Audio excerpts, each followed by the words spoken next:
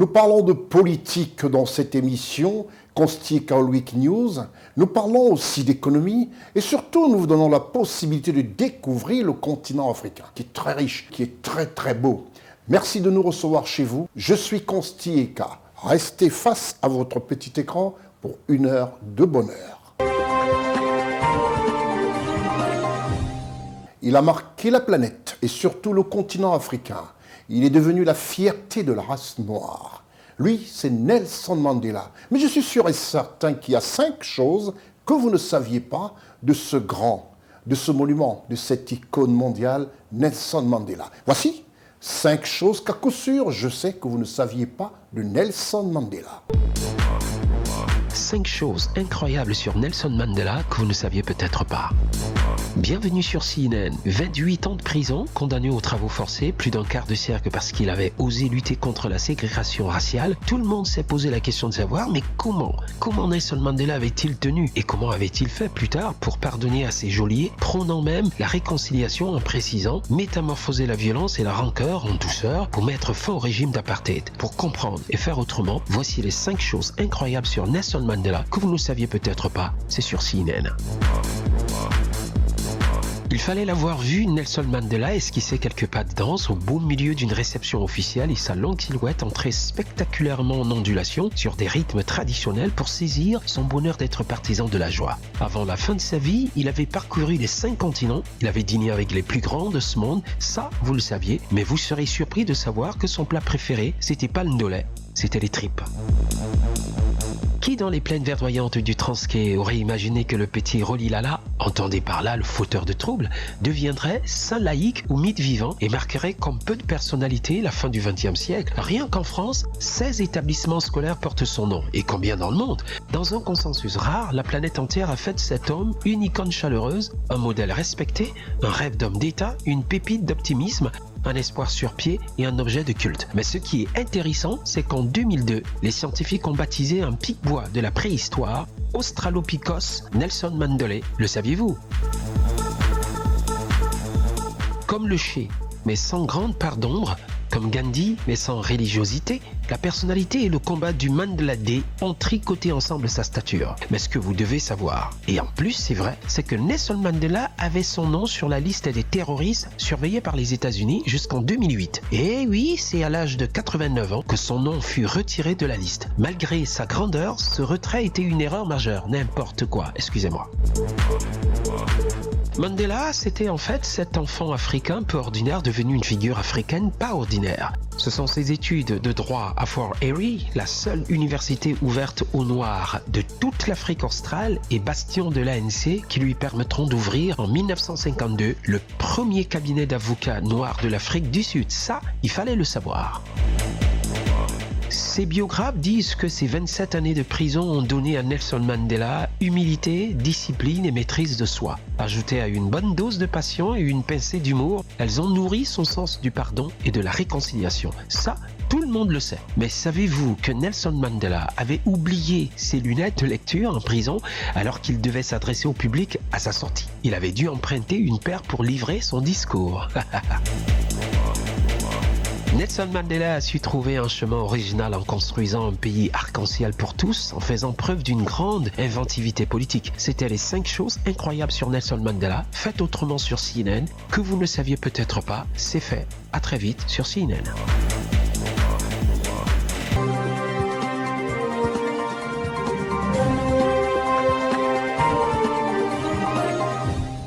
Lorsqu'on a la maîtrise de son pays, lorsqu'on connaît son pays pour avoir fait école auprès des grands, surtout auprès du père de la nation gabonaise, son Excellence El Hadj Omar Bongo Ondimba, et qu'on a décidé comme ça, en cohésion avec tous les membres, avec tous les frères de l'armée, de libérer le Gabon, on est quelqu'un qui a des principes.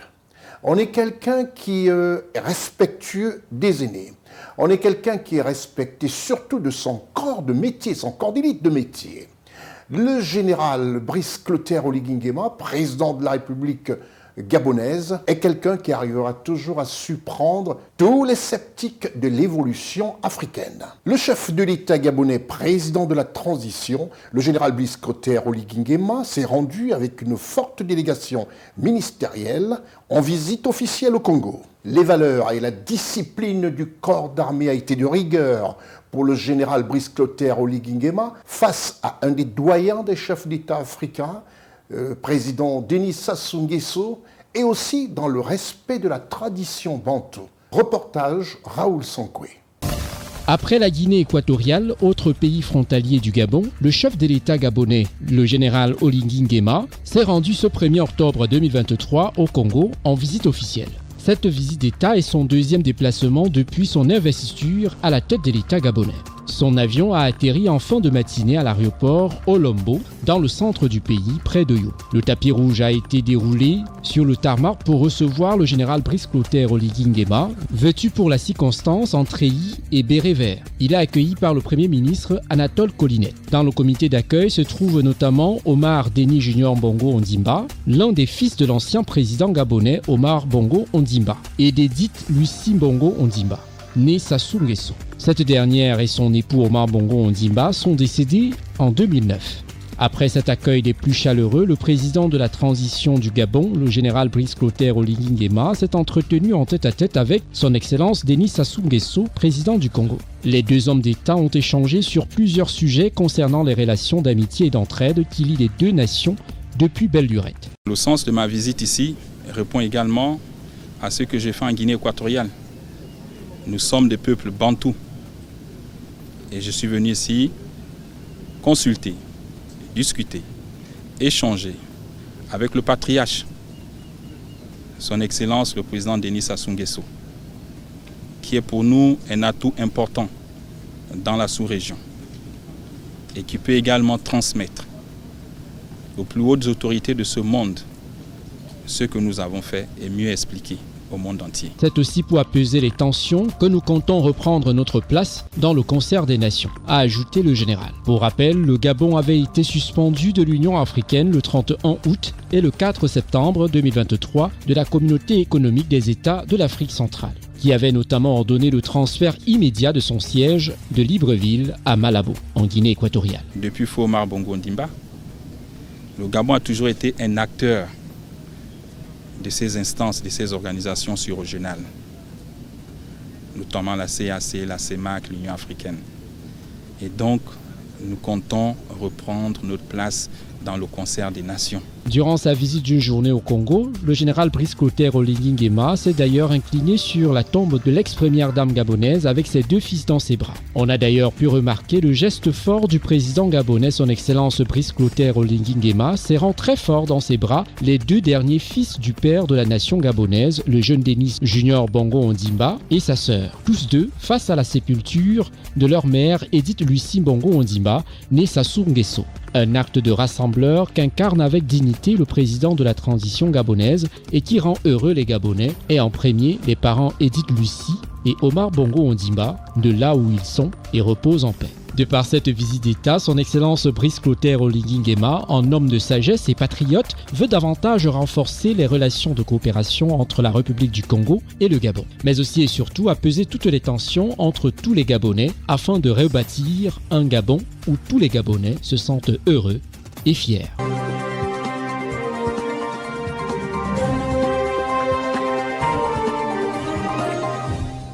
Avant de poursuivre ce programme d'une heure d'information politique, d'information économique et surtout touristique, parce qu'on vous présente, comme vous voyez à l'instant, on vous présente comme ça des très beaux paysages de nos villes et surtout de nos capitales africaines, pour permettre à ceux et celles qui désirent ou qui ont encore une ambiguïté sur leurs différents voyages de faire du tourisme Made in Africa. Nous allons parler de formation, d'instruction.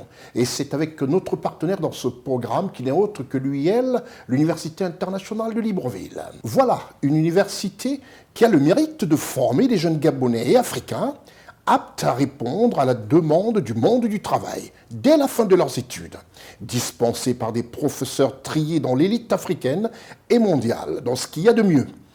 La réussite du groupe scolaire et universitaire Bertéjean, de par son site, la dispense de ses cours, assure et garantit des résultats 100% de réussite, comme ce fut le cas depuis quelques années. La dernière promotion, la 6e du genre, 2022 de master et licence, ont laissé éclater leur joie au seul regard. Ce n'est qu'une joie pour nous, pour les membres de l'administration et surtout pour la famille. Les familles, n'est-ce pas, qui ont fait des sacrifices pour nous accompagner tout au long de notre parcours universitaire. J'encourage les uns et les autres à se rendre au sein de l'université qui forme l'élite de demain du Gabon. Mes appréciations par rapport à cette journée, je dirais que tout s'est passé pour le mieux par rapport à la cérémonie des diplômes. Par rapport à la remise des diplômes, je suis très contente d'avoir reçu mon diplôme parce que ça a vraiment été difficile. 3 années de dur labeur, de travail acharné, donc c'est vraiment un soulagement. Que dire lorsque le recteur de l'Université internationale de Libreville souhaite pour cette rentrée universitaire académique 2023-2024 aux étudiants, et je cite, « Chers étudiants et étudiantes, graines d'élite de notre nation, rajoutons aussi de notre Afrique.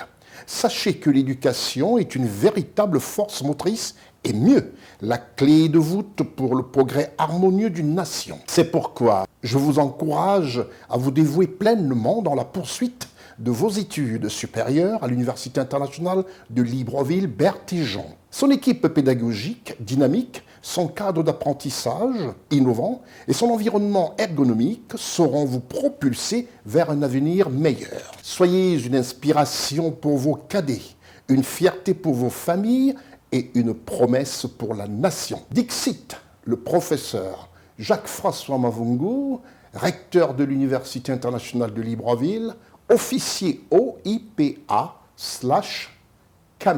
Prenons connaissance des différentes filières, différentes facultés qu'offre l'Université internationale de Libreville, qui se distingue par sa formation, son site inégalable en Afrique et qui garantit ainsi un succès à tous les étudiants.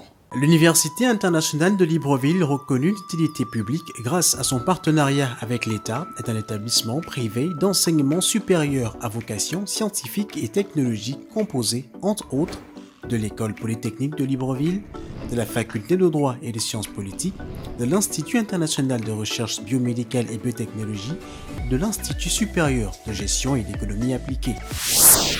Et sa toute nouvelle école de médecine et de pharmacie. Son ouverture sur le monde du fait de ses partenariats avec les prestigieuses universités et institutions internationales lui permettent de s'arrimer à plusieurs systèmes de formation et de délivrer des diplômes reconnus.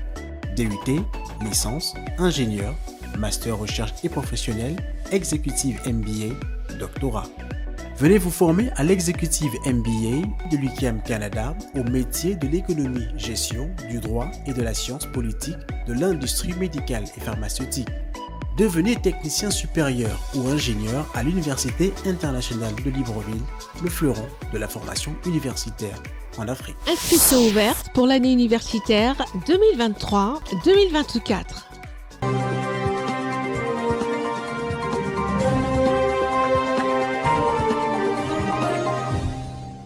Après ces images qui attestent à souhait un site idoine et avec des professeurs aguerris à la formation pour la progéniture africaine, pour nos progénitures, nos jeunes frères, nos enfants, pour une réussite et surtout garantir ainsi le succès du continent africain.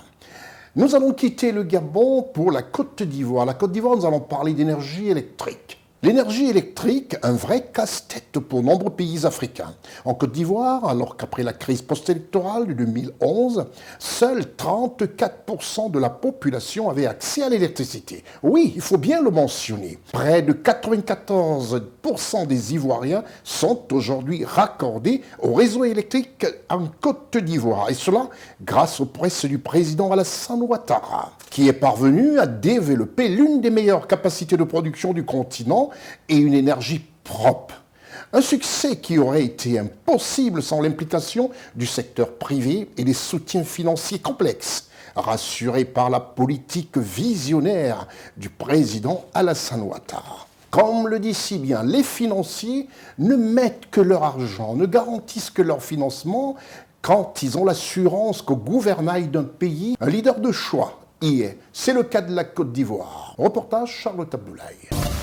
Ici, nous sommes à Djekwamekro, une localité située dans le département de Divo, en Côte d'Ivoire. Réunis par centaines au pied de l'un des nombreux lampadaires qui longent désormais les rues du village, les habitants célèbrent au travers des chants et des danses l'arrivée de l'électricité dans leur localité. Cette bourgade a été raccordée au réseau électrique ivoirien en 2021. Et depuis lors, c'est tout le village qui semble avoir reçu un souffle nouveau. Mais plus encore, les activités économiques se portent mieux et se multiplient jour après jour pour le plus grand bonheur des autochtones. Depuis l'arrivée de l'énergie électrique dans cette localité, ce sont les salons de coiffure qui ont ouvert dans le village avec des équipements modernes à l'image de ce casque fonctionnant à l'électricité. Pour la propriétaire, c'est un véritable soulagement. Elle peut à présent s'occuper sur place de ces femmes autrefois obligées de parcourir plusieurs kilomètres pour se faire belle. Aujourd'hui, ne semble plus qu'un vieux et lointain souvenir. Ça fait 10 ans que je suis dans le village. Donc moi-même, un jour, je me demandais, est-ce que le courant là peut venir ici? Et puis nous les femmes, on va essayer d'évoluer. Donc, Dieu merci, un jour on est là et puis le courant est venu. Donc c'est ça, j'ai construit mon magasin. En tout cas, je presse, je m'en sors bien avec mes enfants, avec mon mari, toute la famille. Il en est de même pour Julien Kofi, qui vit aujourd'hui son rêve à l'arrivée de l'électricité dans son village. À la base cultivateur, Julien s'est ouvert une entreprise de poissonnerie. Dans ses congélateurs, on y retrouve du poisson, mais aussi et surtout de la viande, pouvant être conservée beaucoup plus longtemps avant d'être vendue. J'ai un champ de cacao et depuis on a eu le courant, j'ai eu l'idée de créer la poissonnerie. On dit merci aux donateurs pour que vraiment ici à Djekwamekro, nous arrivions à faire certaines choses pour le développement du village. Une bonne affaire pour Julien Kofi, mais aussi pour ses clients habitants de ce village qui voient en l'avènement de l'électricité une véritable opportunité de sortir de la précarité et de la misère. Habituellement, où il n'y avait pas le courant, les gens qui étaient ailleurs pour venir nous vendre les poissons. On ne sait pas avec quel bois les gens fument. Mais on est obligé de payer. Mais depuis que le courant est venu, je viens, je paye mon poisson. Si je veux, je prépare ça frais ou bien même je fume mon poisson. À date, en Côte d'Ivoire, c'est un peu plus de 80% des zones rurales qui bénéficient d'un accès facile à l'électricité. 3078, c'est le nombre de localités rurales qui ont été électrifiées entre 2011 et 2020. 1090 en 2 ans, entre 2020 et 2022. Sur le terrain de cette vaste politique d'électrification se trouve l'entreprise à capitaux publics Côte d'Ivoire Énergie. Les agents de cette entreprise publique, engagés à accompagner la relance économique du pays, travaillent sans relâche pour fournir un service de qualité à la population. Abdoulaye Koyaté, le chef du département de distribution de la structure, vérifie régulièrement les nouvelles installations encore neuves pour s'assurer de leur meilleur fonctionnement. Il faut dire que l'accès des populations à l'électricité est une priorité pour l'État de Côte d'Ivoire. Et l'État de Côte d'Ivoire, pour pouvoir atteindre ces objectifs-là, a mis en place 3 grands programmes. Le programme national d'électrification rurale qui est le PRONER, le programme national d'extension des réseaux, le PRONEX, et le programme électricité pour tous, qui est le PEPT. La progression en termes de couverture au plan national est nette. Plus de 50% dans la région des montagnes ou encore 70% dans la région des savanes, pour ne prendre que ces cas entre 2011 et 2022. Les barrages hydroélectriques sont construits comme celui de Soubré dans le sud-ouest. Un ouvrage de 4 km de long, d'une puissance de 275 MW, permettant d'augmenter la capacité de la production du pays en électricité de 10%. À travers cette capacité de production à plus de 5000 MW d'ici l'horizon 2030. Cela nécessite la poursuite, voire l'amplification des investissements privés dans le secteur. Une ambition contrariée depuis quelques années par un déséquilibre financier du secteur de l'électricité. Le coût de revient est inférieur au prix de vente de l'électricité aux ménages. Il faut donc pour la Côte d'Ivoire produire plus et investir dans les infrastructures de qualité, satisfaire aux besoins des ménages et des opérateurs économiques. Cette amélioration de la qualité de production passe par la réduction du temps moyen de délestage, situé à 30 heures en 2022. Une situation qui a récemment poussé le gouvernement à opérer un réajustement partiel des tarifs de l'électricité, qui ne concerne que les couches les plus faibles, environ 80% des abonnés. Dans plusieurs villes du pays, les chantiers se multiplient, comme l'aménagement hydroélectrique en cours de construction dans la région de Soubré et également sous le fleuve Sassandra. Ces projets concernent aussi le domaine du solaire, avec le projet de la centrale solaire de Boundiali, d'une capacité annoncée de 37,5 MW crête. Il est question ici d'accroître substantiellement le taux des énergies renouvelables dans le mix énergétique du pays de 34,5%, actuellement à 45%, et de couvrir d'ici 2025 100% du territoire ivoirien, avec le soulagement pour tous les villages d'être éclairés tous les jours 24 heures sur 24.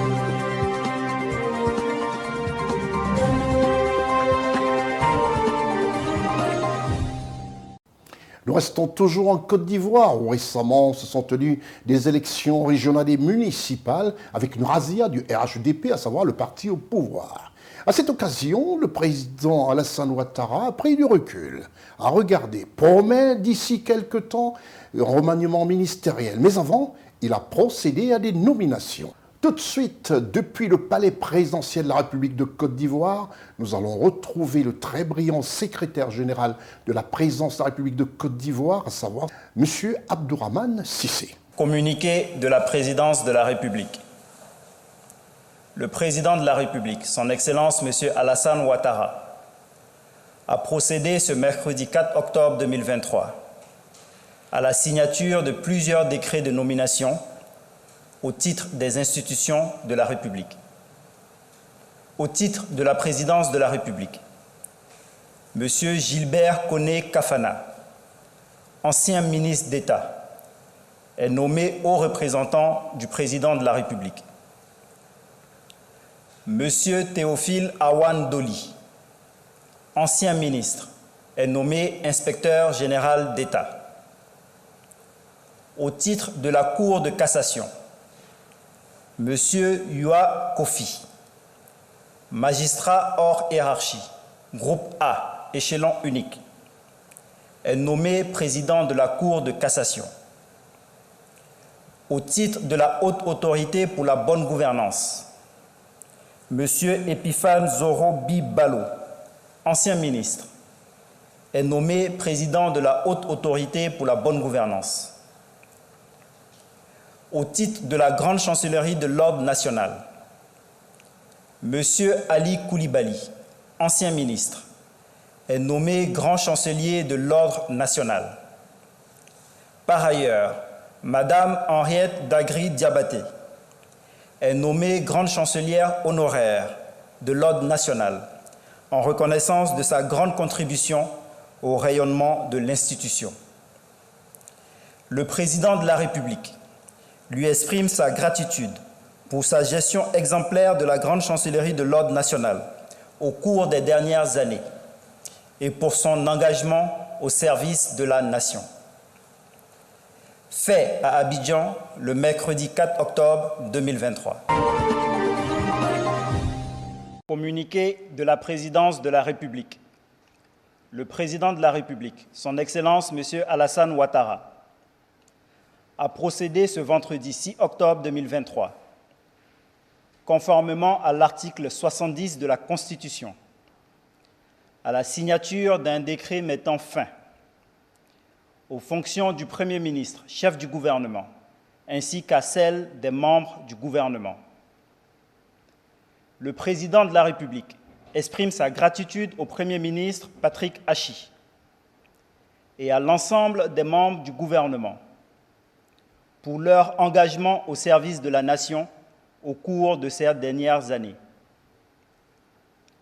En attendant la nomination du nouveau Premier ministre et la mise en place du nouveau gouvernement, le Premier ministre et les membres du gouvernement sortant sont chargés d'expédier les affaires courantes.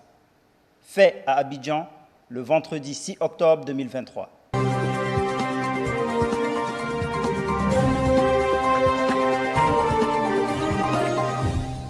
De la Côte d'Ivoire au Cameroun, 2 heures de vol à bord d'Air Côte d'Ivoire. Cette compagnie aujourd'hui qui fait aussi la fierté des Africains et surtout, en premier lieu, premier chef, la Côte d'Ivoire. Et la Côte d'Ivoire du président Alassane Ouattara. La capitale économique Douala, au Cameroun, a été le lieu de prise de commandement des nouveaux responsables dans le corps armé. Cette prise de commandement s'est effectuée au cœur même de la capitale économique du Cameroun, à savoir Douala, en présence du premier responsable de cette région, le gouverneur de la région du littoral, M. Samuel Ivra Diboa. Reportage Stéphane Négou, Raoul Sankoué.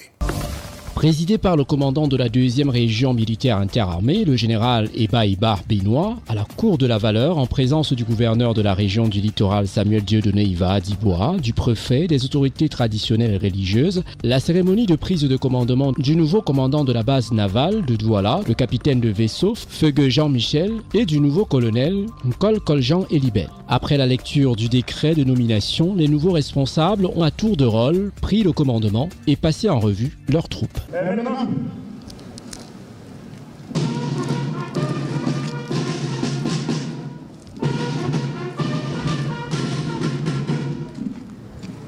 Capitaine de vaisseau Feugue Jean-Michel, prenez le commandement.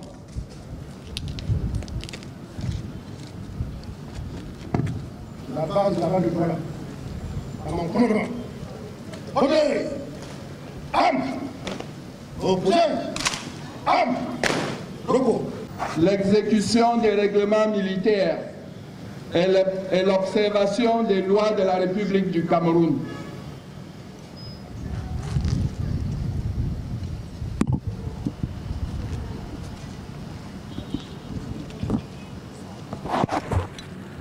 Les deux hommes nommés par décret présidentiel sont des officiers pétris d'une longue expérience dans leurs unités de commandement. À ces deux officiers qui sont à l'honneur aujourd'hui, je voudrais indiquer qu'ils arrivent dans notre zone de responsabilité à un moment où la situation est calme et sous contrôle.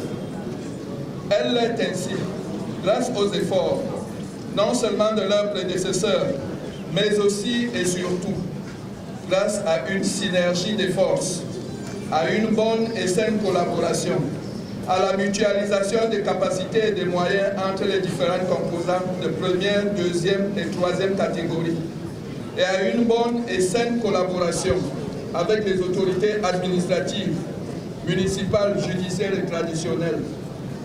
Les défis et menaces restent d'actualité et nécessitent une vigilance permanente, de l'abnégation et une rigueur morale. C'est ces qualités qui vous permettront de bien encadrer vos collaborateurs, dont certains pourraient se laisser aller dans des tentations telles que arnaquer des populations ou s'impliquer dans diverses activités illicites. Même s'il se dit que la mer est vaste et il y a de la place pour tous, vous devrez rappeler aux uns et aux autres que notre pays est un état de droit. Le nouveau commandant de la composante marine 1 devra ainsi, sans lambiner, s'approprier pleinement son rôle et nous produire rapidement des bilans positifs dans sa zone d'action, avec pour effet souhaitable l'interdiction des mauvaises pratiques qui ont la peau dure et qui favorisent, entre autres, la circulation illicite des armes, des munitions et des drogues. Le commandant du 21e régiment de génie, lui, devra non seulement rester fidèle à la devise du génie qui est de construire, souvent détruire, mais toujours servir. Poursuivre le bon encadrement de ses collaborateurs en combattant la tendance que certains auraient à souvent se substituer aux services compétents dans les récurrents litiges fonciers. Soyez assurés, chers camarades, de mon soutien indéfectible, ainsi que de celui de tout le haut commandement pour la réussite de vos missions. C'est dit qu'au travers de cette maîtrise du terrain, ces nouveaux responsables seront menés à bien leurs différentes missions. Et ces derniers n'ont d'ailleurs pas manqué de dire toute leur gratitude à la hiérarchie pour cette marque de confiance placée en eux. Je suis dans les ordres, dans une certaine logique qui est déjà établie. Je n'ai pas grand-chose à inventer, je m'inscris dans une logique de travail et je promets de le faire avec fidélité. Cette autre cérémonie de passation de commandement s'est achevée sous un défilé militaire des différents corps de l'armée pour donner plus d'allure et souhaiter bon vent aux nouveaux responsables.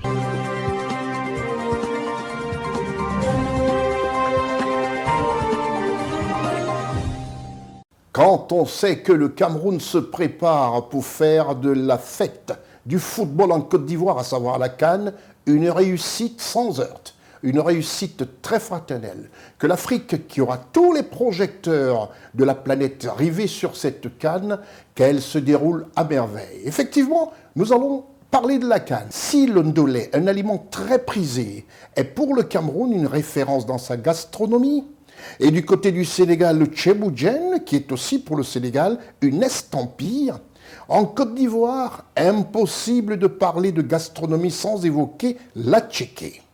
L'équipe de rédaction a décidé de vous parler de la tchéké pour souhaiter aussi à Kwaba toute la planète foot qui se donne rendez-vous désormais ici en Côte d'Ivoire en janvier pour la CAN. Bien connaître la tchéké, un mets national ivoirien. Est-il besoin de vous rappeler que cette CAN se fera à grande pompe avec une ouverture officielle, permettez-moi de le répéter encore une fois, le jour de l'anniversaire de votre serviteur. Pour l'instant, on se regarde comment se fabrique cette tchéké en Côte d'Ivoire. Reportage, Raoul Sonkwe.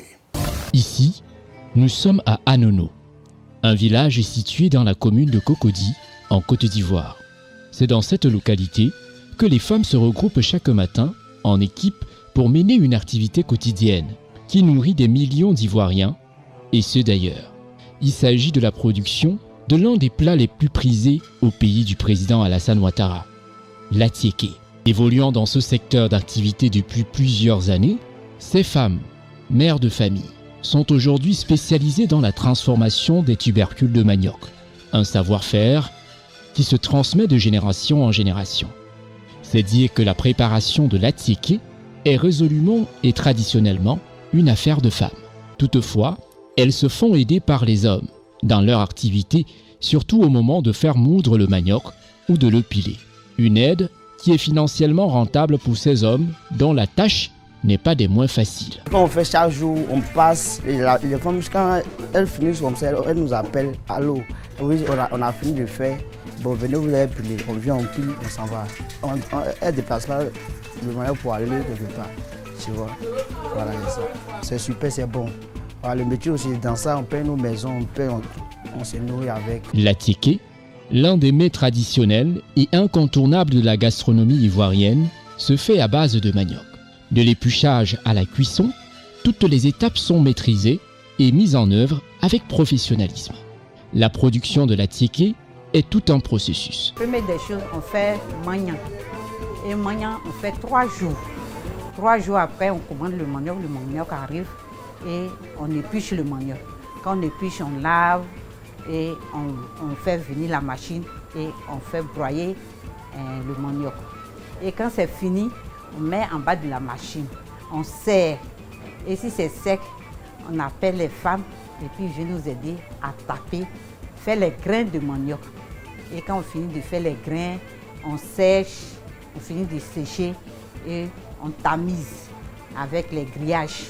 Il y a plusieurs grillages, il y a petit, il y a gros et on tamise. Et quand on finit de tamiser, on envoie et puis on met notre marmite au feu.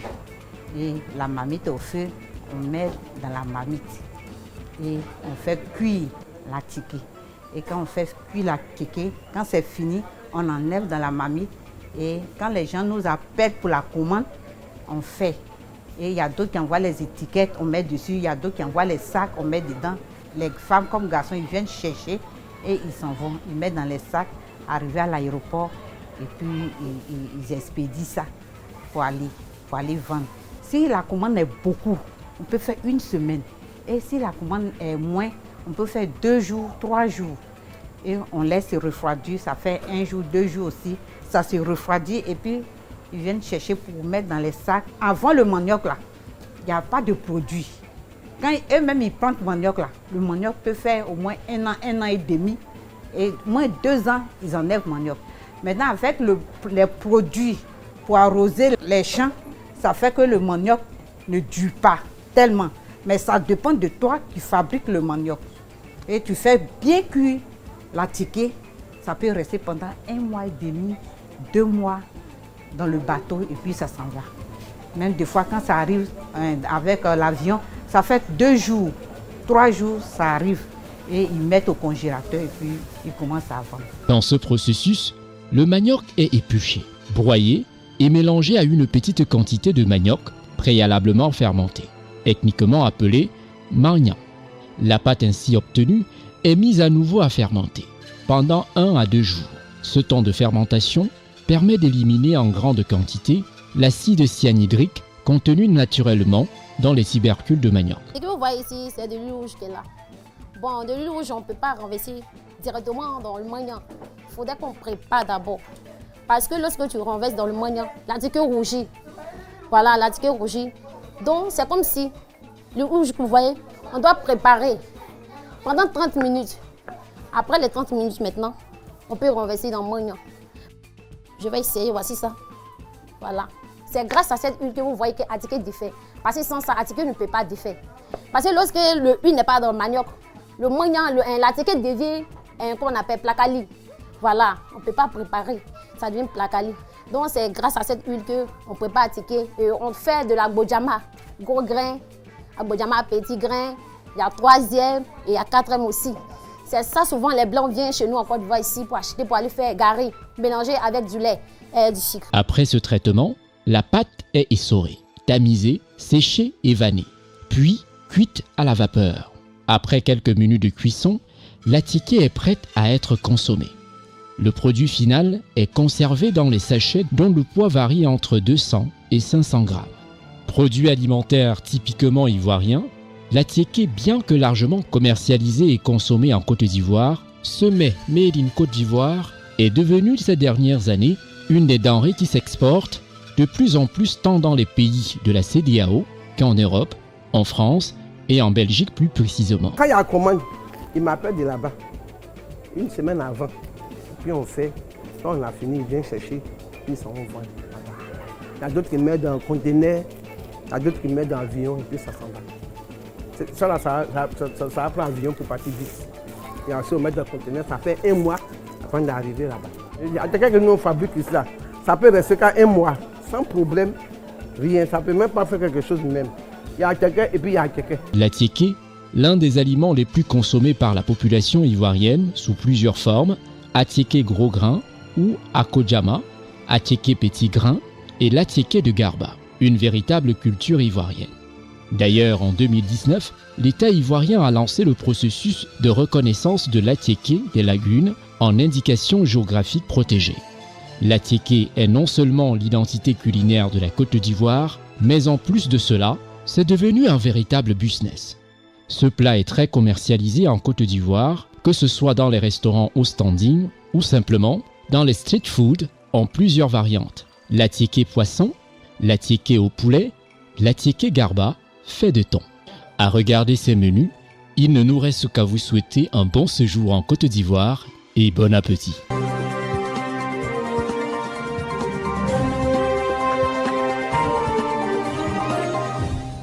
Jouer au football en Côte d'Ivoire pour cette CAN et ne pas manger la tchéké, ce sera très difficile d'être vainqueur. Vous connaissez déjà mon pronostic. Après cette fabrication de la tchéké que vous avez sûrement regardé, un mets très prisé en Côte d'Ivoire, nous allons parler de la CAN 2023 qui se déroule à partir du mois de janvier 2024 jusqu'à la mi-février. La grande fête du football se prépare en Côte d'Ivoire, comme certains ne s'imaginent même pas. Ce sera une très très grande fête.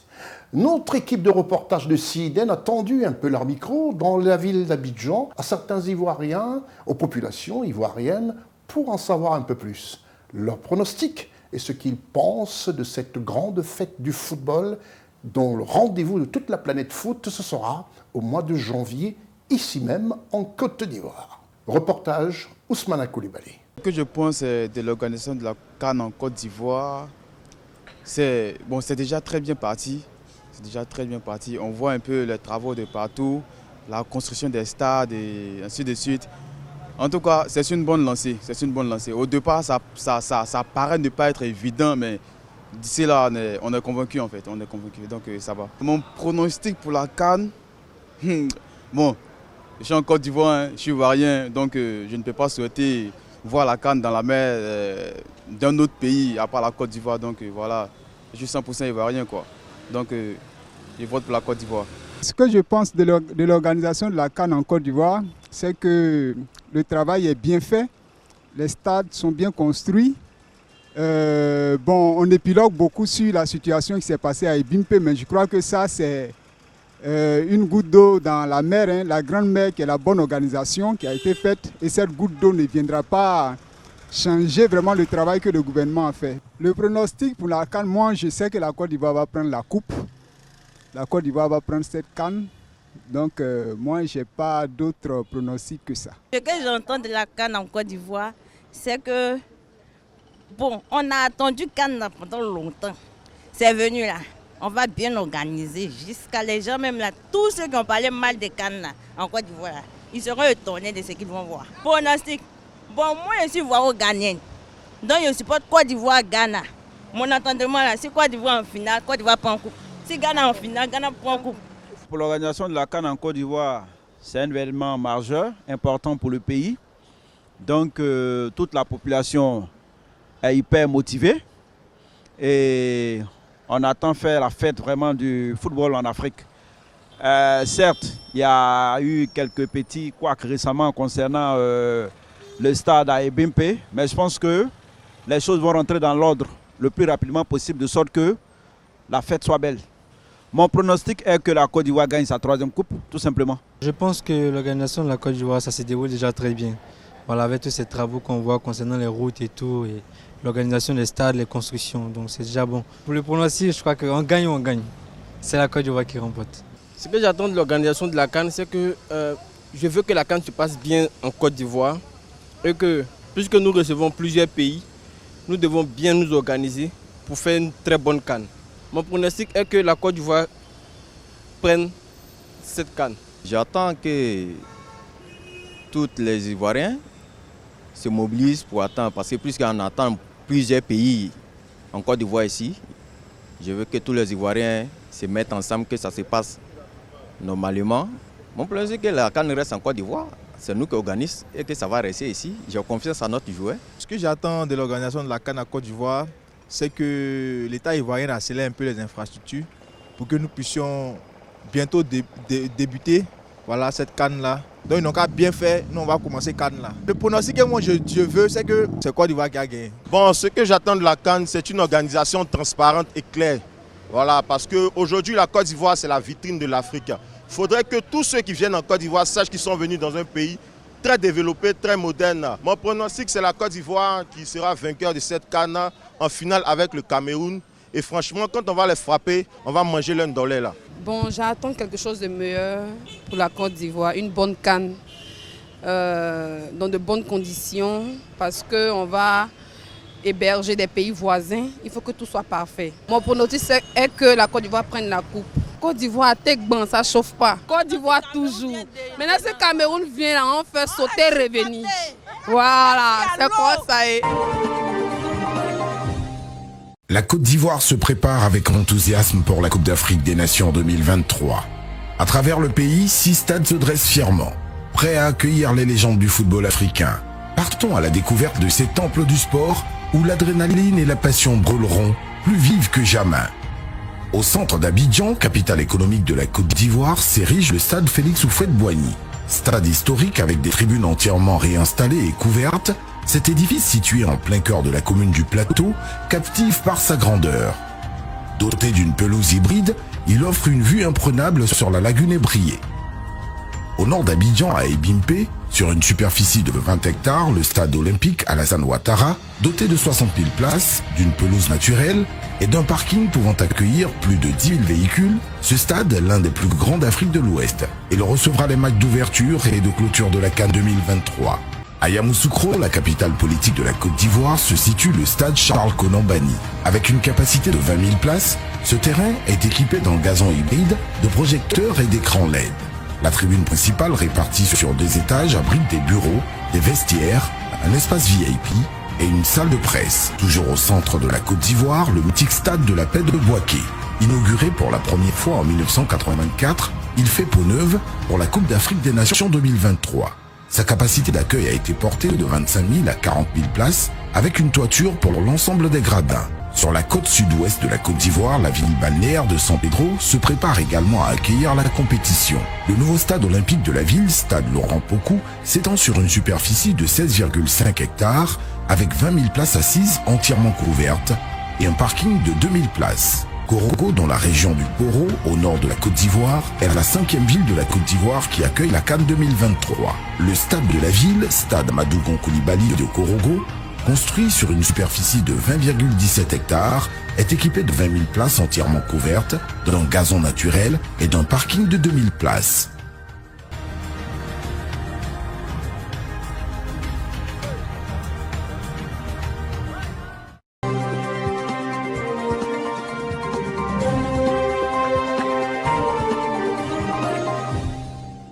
Après ce reportage de Ousmane Coulibaly assisté de Lévi Tournon, je peux doucement vous rassurer qu'en Côte d'Ivoire, déjà à quelques mois simplement de cette grande fête, tout le monde prépare à accueillir toute l'Afrique, toute la planète foot dans des très bonnes conditions et comme seule la Côte d'Ivoire a le secret à travers une expression Aquaba.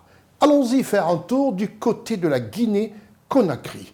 La Guinée-Conakry a été marquée dans l'histoire pour les plus de 50 ans par le président Sékou Touré. Le président Sékou Touré qui avait une verve inégalée, quelqu'un qui savait placer des mots de la langue de Molière. Le président Sékou Touré, père de l'indépendance, est né le 9 janvier 1922 à Farana, en Guinée, et décédé le 26 mars 1984 à Cleveland, aux États-Unis, dans une clinique, bien sûr.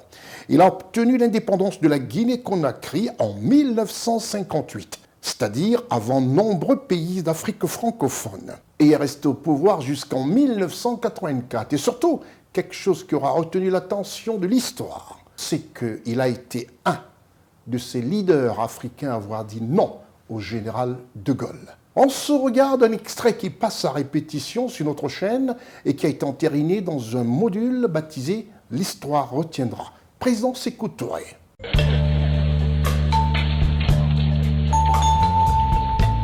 Depuis, disons, 1 ou 2 ans, vous êtes sorti de votre isolement vis-à-vis de la France et vis-à-vis du monde extérieur. Est-ce que vous regrettez de vous être isolé pendant 25 ans? Est-ce que c'était pas un peu trop long? À vrai dire, je n'ai jamais été isolé. Je dis la vérité n'est jamais isolée. Jamais. Et vous dites la vérité? Je ne dirai que la vérité. Je ne dis pas que tout ce que j'ai dit soit la vérité, mais je dirai la vérité de mon peuple. Mais qu'est-ce qui a changé? La situation en Guinée ou la situation en France, à votre avis? Et à mon avis, il y a un changement en France. Un changement d'esprit en France. Depuis, d'abord, il faut le reconnaître, du temps de M. Giscard d'Estaing, qui est venu ici, qui nous a tenu un langage nouveau, indiquant la volonté de la France de coopérer loyalement avec la Guinée. Mais je sais que M. François Mitterrand a défini un programme qui maintenant est axé sur une véritable coopération sur la base de l'égalité avec le tiers-monde. Vous attendez quoi de la France maintenant, concrètement? J'entends d'abord définir la disponibilité totale de la Guinée à coopérer sincèrement avec la France, dans tous les domaines où il peut être possible d'associer les intérêts de la France et ceux de la Guinée. Par exemple? Je dois vous dire que la Guinée a des richesses fabuleuses, des potentialités très immenses. On dit d'ailleurs de la Guinée que c'est un scandale géologique. Cela est vrai. Et nous ne verrons aucun inconvénient, au contraire, de coopérer avec la France dans tous les domaines où, par exemple, la valorisation de nos richesses minières, géologiques pourrait l'intéresser. Mais je ne vais pas en France pour cela. Je vais en France pour une mission d'amitié. La France et la Guinée n'ont pas toujours été très faciles, en partie à cause de problèmes humains. Ce que nous appelons en Occident, nous, les droits de l'homme. Que la Guinée, il faut bien le dire, n'a pas toujours respecté... La France a toujours respecté les droits de l'homme. Non, on parle de la Guinée, Monsieur le Président. Qu'en est-il aujourd'hui? Nous avons toujours respecté les droits du peuple et les droits de l'homme. Et je crois que la démocratie, le système démocratique guinéen est en avance sur la plupart des systèmes démocratiques en Europe. Je vous parle en connaissance de cause. Monsieur le Président, c'est vrai qu'il y a eu ici, en Guinée, dans votre pays, une certaine libéralisation depuis 2 ans, mais les rapports d'Amnesty International que vous connaissez continuent d'affirmer qu'il y a plusieurs milliers de prisonniers politiques dans les prisons. Oui, les prisons qui sont dans l'esprit de ces hommes-là. Il y a des témoignages, Monsieur le Président. Témoignages de qui? Des gens torturés, des syndicalistes, des ouvriers. Syndicalistes, lequel? Vous contestez en bloc? Ouvriers qui? Je parle en connaissance de cause. Si vous pouviez désigner un leader sincère qui vienne ici tenir un meeting de la sorte, c'est le peuple qui répondrait à ces messieurs-là. Pas le président de la Guinée. Ce n'est rien à cacher. On en veut à la Guinée pour avoir dit non au général de Gaulle au moment du référendum. La Guinée a assumé ses responsabilités en toute conscience. Et cette situation singulière a été exploitée dans le but d'isoler la Guinée. Sur ce plan, je n'ai de compte à rendre à personne qu'à mon peuple. Et vous savez, le peuple, quelle est sa position à l'égard de son régime. Monsieur le Président, pour donner peut-être plus de poids à ce que vous venez de dire, permettez-vous à une organisation internationale comme la Croix-Rouge de venir ici, chez vous, constater? La Croix-Rouge peut venir à tout moment. D'abord, nous ne sommes pas membres, mais je l'accepte. Pour faire le démenti aux menteurs qui en France écrivent ou parlent, pas seulement la Croix-Rouge, tout homme qui n'aime même pas la Guinée, mais pourvu qu'il puisse vous dire la vérité, est autorisé à venir en Guinée, circuler dans tout le pays. S'il veut visiter les prisons, qu'il les visite. La Croix-Rouge internationale. N'importe quelle organisation, de votre préférence.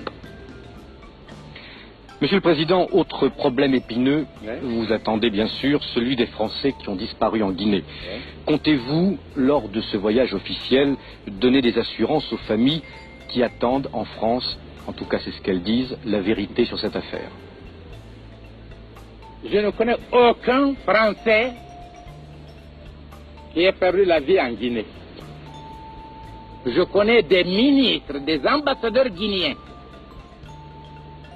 qui se sont vendus aux puissances étrangères. Qui avaient la double nationalité. Mais s'ils sont de la double nationalité, c'est leur affaire. Pour moi, ce ne sont pas des Français, ce sont des Guinéens. Ils ont épousé des citoyennes françaises. Ils ont eu ainsi la double nationalité par rapport à votre législation. Mais pour moi, ce sont des Guinéens. Monsieur le Président, si je vous comprends bien sur cette affaire, c'est 8 Français ou double nationalité Guinéens à double nationalité. Ils sont français pour vous. Dites-le, les 8 Guinéens sont condamnés par le peuple guinéen. Ils ont été exécutés. Alors vous croyez que la logique c'est pour la France? La logique n'existe pas pour l'Afrique. Le sentiment patriotique n'existe pas pour la Guinée. La notion de patrie n'existe pas. Je ne voudrais pas répondre à ces questions. Nous voulons faire l'amitié, tenant compte de l'identité et aussi de la différence. L'identité, notre commune volonté à coopérer sur la base de l'égalité dans l'intérêt de la France et de la Guinée. La différence, je suis guinéen, vous êtes français. L'histoire retiendra.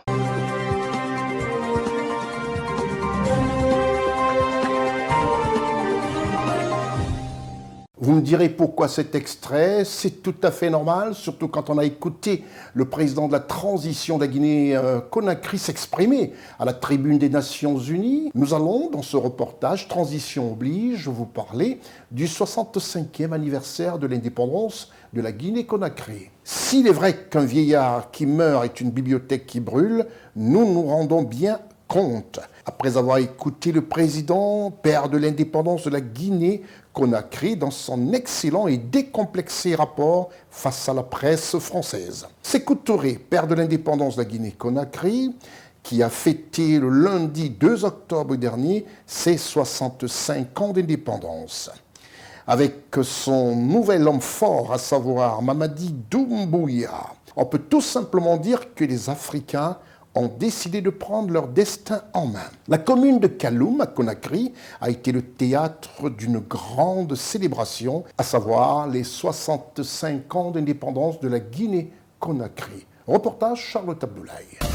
La Guinée a brillamment célébré ce lundi 2 octobre 2023 cette 65e année d'indépendance à travers le pays. La commune de Kaloum, à Conakry, a été le théâtre d'une grande célébration. De Sans-Fil à Boulbiné, en passant par Tombeau Sans-Fil à Manquépa, les populations sont venues nombreuses pour vivre cet événement. Les citoyens drapés dans le tricolore guinéen en arborant fièrement des t-shirts marqués 65 ans d'indépendance ont défilé dans les rues du quartier, accompagnés de musiciens jouant des trompettes et des saxophones. Des fanfares et des groupes de danseurs se sont joints à la parade, créant une ambiance de fête inoubliable. Le point culminant de la journée a été le défilé militaire qui s'est déroulé le long de la route, partant du palais du peuple jusqu'au palais Mohamed V. Les forces armées guinéennes, pour une discipline remarquable, ont défilé sous les regards admiratifs de la foule. En tête du cortège, le colonel Mamadi Doumbouya, président de la transition, a été ovationné et applaudi par les citoyens qui se sont amassés le long du parcours. Puis, s'en est suivi le défilé militaire, marqué par une impressionnante parade des véhicules de forces de défense et de sécurité. Les forces spéciales ont ouvert la marche, suivies par les différents corps de l'armée de terre et l'armée de mer, ainsi que les forces de police dans leur ensemble.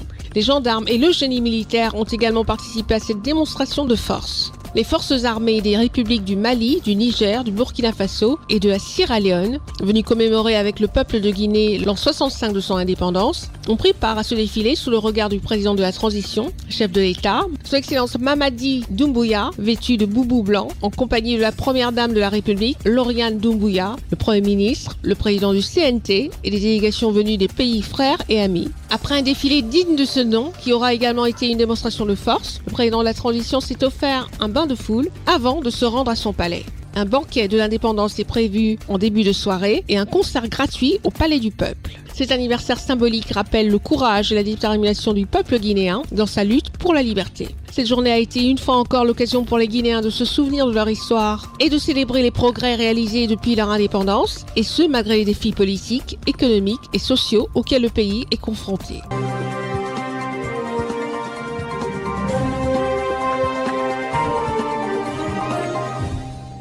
Après ce 65e anniversaire de l'indépendance de la Guinée-Conakry, 65 ans, c'est beaucoup dans la vie d'un peuple.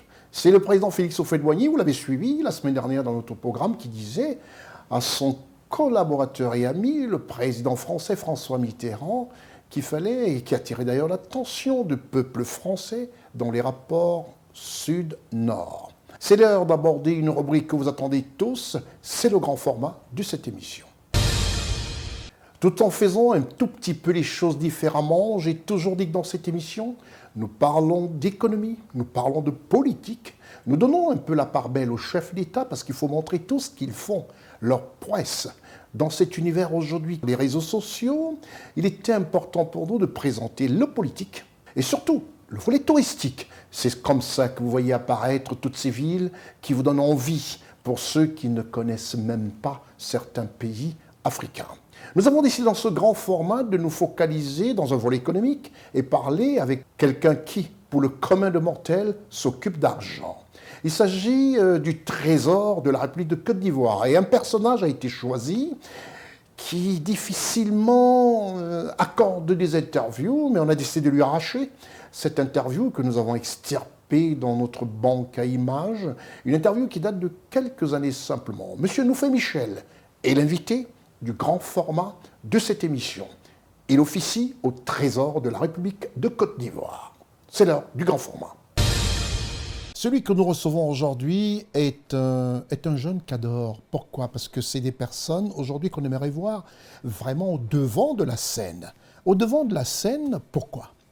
C'est des gens qui pilotent des dossiers cruciaux dans un pays comme la Côte d'Ivoire, un pays qui, à moins de 10 ans, a fait un bond vertigineux vers l'excellence économique. Il fait partie de ceux-là même qui sont au cœur d'un pays. Il est au Trésor. Et au Trésor, il y est depuis 2011. Pourquoi? Parce que M. Noufé-Michel qui nous reçoit, qui est directeur des moyens généraux du Trésor depuis 2016, précédemment, cumulé de 2 postes, c'est-à-dire il était directeur de ressources humaines de 2011 et en 2016, on l'a détaché des ressources humaines, c'est-à-dire on l'a un tout petit peu allégé pour qu'il se consacre uniquement à la direction des moyens généraux. Il est notre invité dans cette émission, on ne peut pas plaire à tout le monde.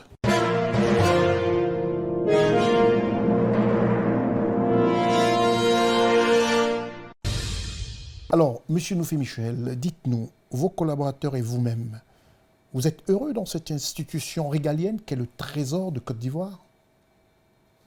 Oui, je peux dire que mes collaborateurs et moi, c'est comme un père de famille et ses enfants. Voilà. Parce que sans eux, je ne suis pas moi-même. Sans eux, j'allais dire, je ne suis rien. C'est en parfaite symbiose que nous travaillons. Nous travaillons dans une synergie d'action, ce qui fait que chacun d'eux compte pour moi. Autant je compte pour eux, chacun d'eux compte pour moi. Et c'est ensemble que nous travaillons à l'atteinte des objectifs qui nous ont été assignés. Et je suis heureux de travailler avec eux et j'avoue que le travail se passe très bien. Voilà. Alors, en Côte d'Ivoire, aujourd'hui, c'est vrai qu'on sort de cette campagne électorale. Et quand vous regardez autour de vous, avez-vous l'impression que les citoyens ivoiriens sont heureux? Mais vous savez, quand vous vivez dans un pays comme la Côte d'Ivoire, on ne peut pas dire que les Ivoiriens ne sont pas heureux. C'est vrai, tout n'est pas parfait. Aujourd'hui, il faut le reconnaître, les choses ne sont pas, j'allais dire, comme chacun de nous le souhaite. Mais d'une façon générale, l'Ivoirien a ce qu'il faut pour vivre heureux. Je pense qu'avec ce peu-là, l'Ivoirien, j'allais dire l'Ivoirien le plus modeste, arrive à s'en sortir. Voilà. Quand bien même beaucoup reste à faire, quand bien même il y a des difficultés, ça il ne faut pas le cacher.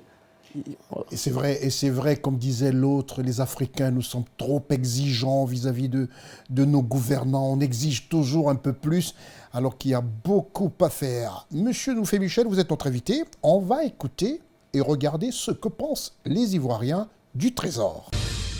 Je sais que le Trésor public, c'est une société d'État qui s'occupe de tout ce qui est la gestion du patrimoine ivoirien. Dans toute son entièreté. Le Trésor public, c'est une agence de recouvrement de l'argent de l'État en quelque sorte.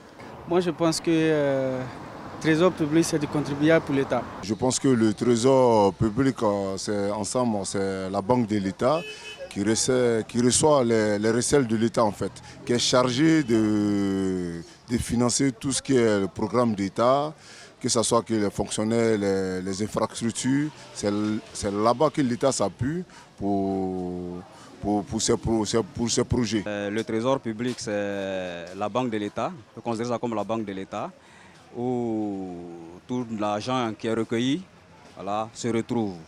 Et c'est le Trésor qui fait le budget de l'État. Voilà. Ce qui concerne donc les recettes et les dépenses. C'est-à-dire que tout ce que l'État reçoit comme argent va à la banque, au Trésor. Et tout ce qui doit être dépensé aussi, c'est le Trésor public qui fait vraiment tout ce travail-là. Tout ce qui concerne les recettes donc, et les dépenses. On parle donc du budget en termes donc de dépenses et en termes donc de recettes. Pour dire tout ce qu'on trouve dans le pays, tout ce qui est comme argent que l'État recueille, se retrouve quelque part au Trésor pour pouvoir travailler pour les Ivoiriens. Vous les avez écoutés, ces Ivoiriens, ce qu'ils pensent du Trésor. Ça nous amène à vous poser une question vraiment nécessaire. Puisqu'on a toujours l'habitude de dire que le drame et le mal pour un peuple, c'est la méconnaissance. Alors, M. Noufé-Michel, deux questions en une. Première question, qu'est-ce que c'est le Trésor dans un pays comme la Côte d'Ivoire? Et ensuite, quel est votre rôle exact dans cette institution régalienne? Vous savez, dans un pays comme la Côte d'Ivoire et dans tout autre pays dans le monde, le Trésor est au cœur de la gestion des finances publiques, est au cœur de la gestion des deniers publics. Nous sommes donc une administration financière chargée de la gestion des deniers publics en termes de mobilisation des ressources et en termes de paiement des dépenses. Très souvent, c'est l'aspect paiement des dépenses que le commun des mortels voit. Mais en réalité, pour payer les dépenses, il faut des ressources. Donc il faut mobiliser ces ressources. Il faut aller capter ces ressources sur le marché et recouvrer les recettes d'impôts pour que la cagnotte commune que nous gérons puisse permettre de payer les dépenses de l'État. En gros, c'est ça le Trésor public. Et quel est votre rôle exact dans cette institution? Alors, vous savez, aujourd'hui, le Trésor public est une administration avant-gardiste. Surtout le Trésor public Côte d'Ivoire, nous sommes certifiés aujourd'hui ISO 9001 version de 2015. Et une administration comme celle-là, elle est aux antipodes de cette révolution économique que l'Afrique connaît. Et dans cette administration, nous sommes chargés, comme je vous l'ai dit tantôt, d'administrer les crédits budgétaires, de gérer le patrimoine.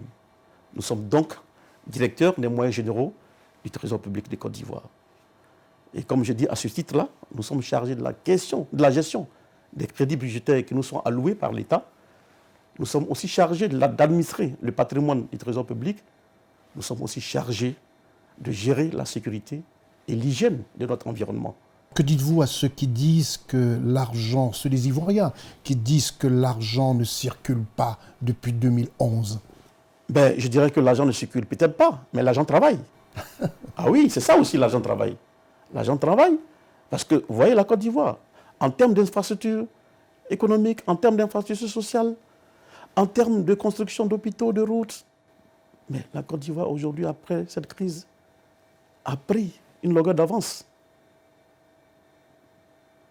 Bien évidemment, quand vous n'avez pas l'argent, excusez-moi, pour vous amuser, mais sachez que l'argent que l'État a, l'argent travaille quelque part.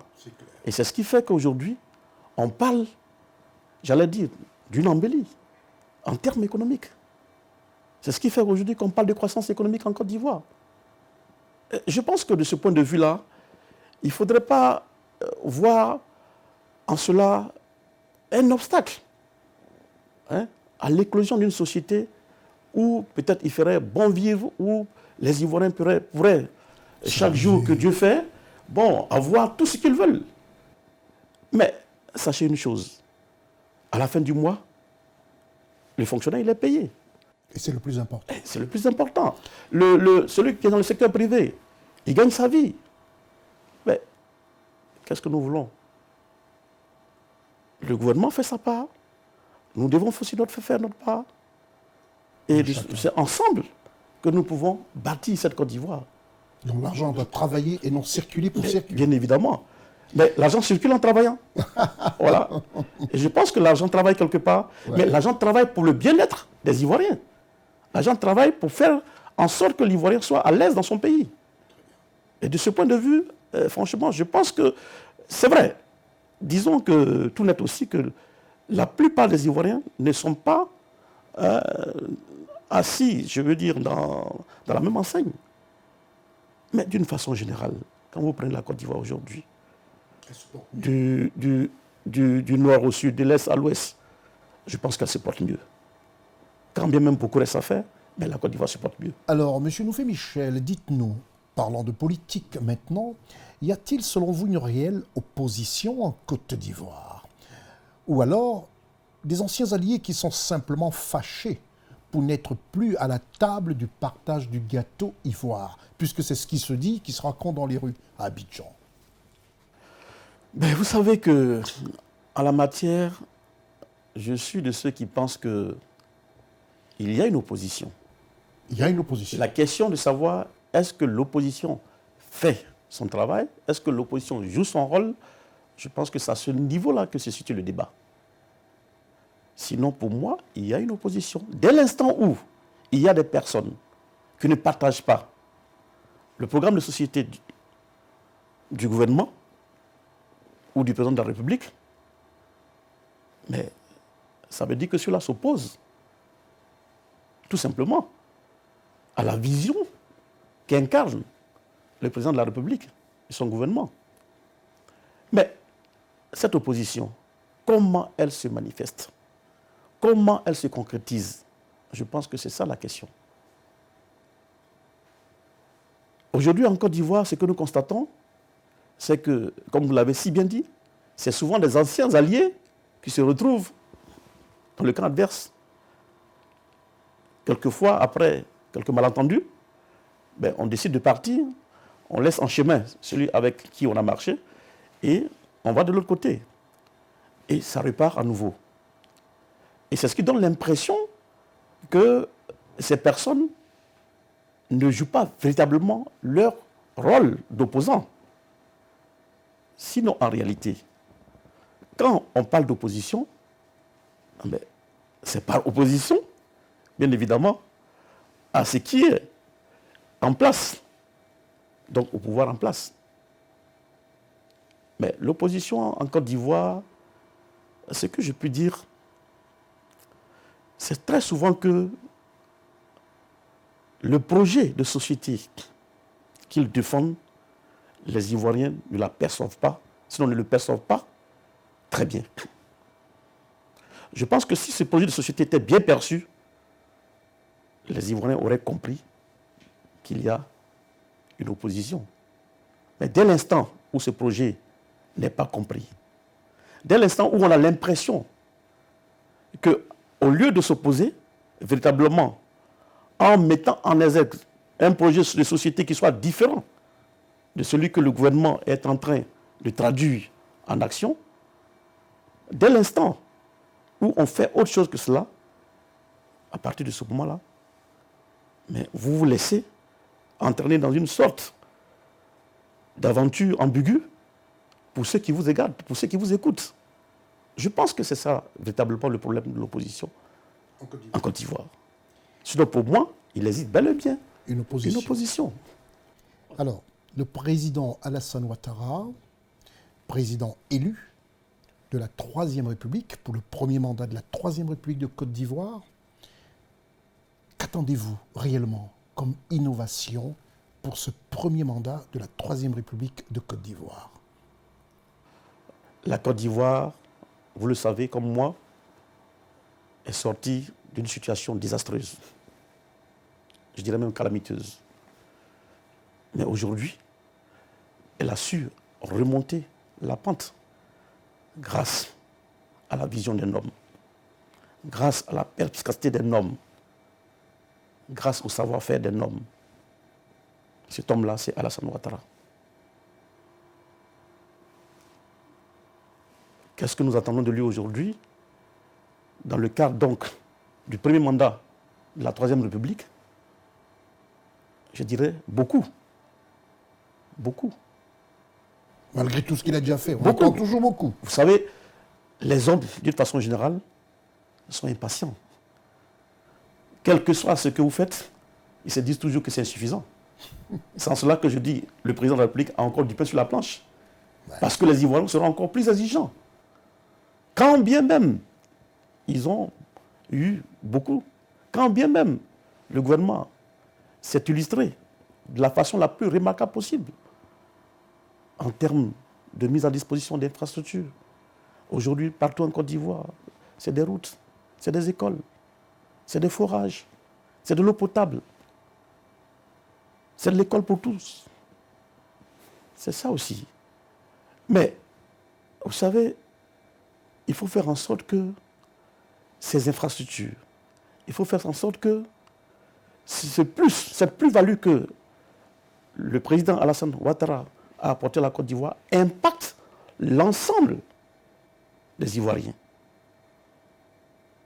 Et je pense que c'est ce défi-là qu'il doit relever dans le cadre donc, de ce premier mandat de la Troisième République. Parlons des réussites. En un seul mot, dites-nous une des réussites du président Alassane Ouattara qui vous a le plus fait plaisir. Ben, vous savez, quand on parle du président Alassane Ouattara, je ne dirais pas une réussite. Je voudrais une seule réussite. Mais vous voulez une seule réussite? Celle qui vous a fait le plus plaisir.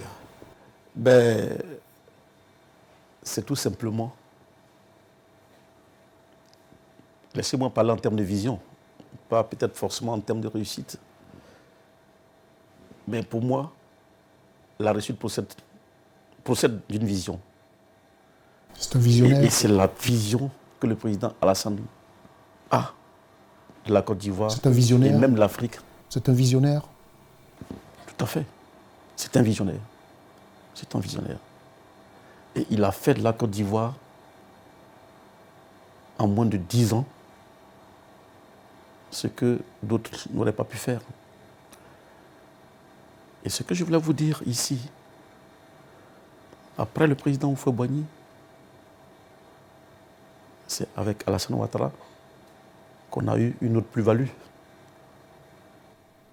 Je sais que vous. C'est ça. Je sais que vous. C'est ça cette réussite. Je sais que vous mourrez d'envie de me faire quelques révélations. Vous voulez énumérer quelques points. Alors allez-y. Énumérer 2-3 points. Non, vous savez, Alassane, c'est tout un programme. C'est tout un programme. Alors dites-nous 2-3 points.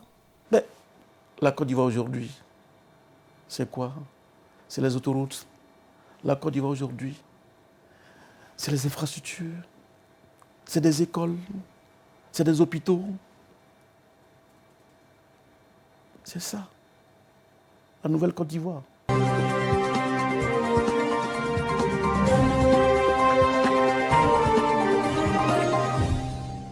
Tout en vous remerciant d'avoir pris de votre temps pour regarder ce programme d'information politico-économique et touristique, je tiens simplement à vous remercier, à vous dire, je suis Constier K, je donne rendez-vous au prochain numéro sans omettre de vous rappeler qu'il faut regarder les multi-rediffusions sur vos différents médias. Au revoir.